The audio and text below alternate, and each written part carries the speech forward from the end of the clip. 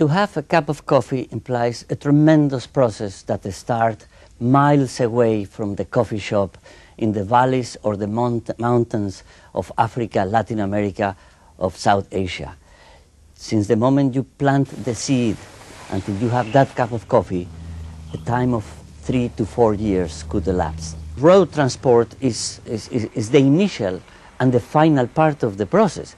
It's fundamental. A simple cup of coffee, from the beans to the sugar, the cup to the spoon, requires some 30 suppliers from 18 countries. The primary link bringing all the different elements together is road transport. The final link, whether it's the congested city centers in Europe or the remote valleys of South America, is inevitably road transport. More and more you've got to balance the responsibility to the community with the need to be moving products from one place to another. But it's become a much bigger issue with the globalization of supply chains. With the dramatic growth in global trade, demanding manufacturers and retailers have put road transport under cost and performance pressure. Supply chain management company Excel has worked with transport operators to improve efficiency, saving customers money in turn. We use computer optimization to find the best routes for vehicles that minimize the number of miles that they have to run. We used computer scheduling to fill the vehicles as fully as we can, and then telematics to track the vehicles so that we can measure the actual performance against the planned schedule and actively measure fuel consumption. Innovation is vital for the industry, enhancing flexibility and timeliness to meet the demands of the just-in-time global economy.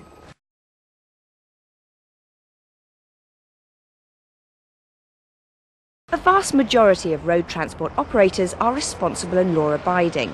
But with the rapid growth comes a culture of fierce competition, tempting some operators struggling to turn a profit to sacrifice quality and safety to survive in the cutthroat marketplace. It is very easy to enter to the profession, far more easy as it was 10 years ago. 10 years ago we were obliged to buy a license.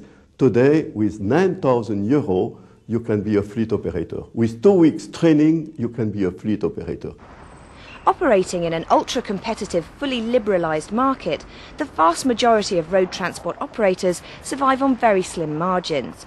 By setting unsustainably low prices, cowboy operators are responsible for eroding the margins further still. We are operating in a market which is not harmonised, and that's what's causing the problem. Our colleagues from Eastern Europe work with lower labour costs, and that is decisive when transporting goods on the road. The bridge here across the Straits of Bosphorus is one of the main trade routes through from Europe into the Middle East and beyond. Little wonder then that Turkey, which straddles the bridge either side, is well placed to take full advantage of the enlarged market. But Turkish regulators face a tough job bringing the country's 600,000-odd domestic truck operators into line with the rest of Europe. Until only a few years ago, the domestic industry here was pretty much ungoverned, with the 40,000 international operators only subject to secondary legislation. But all that is changing.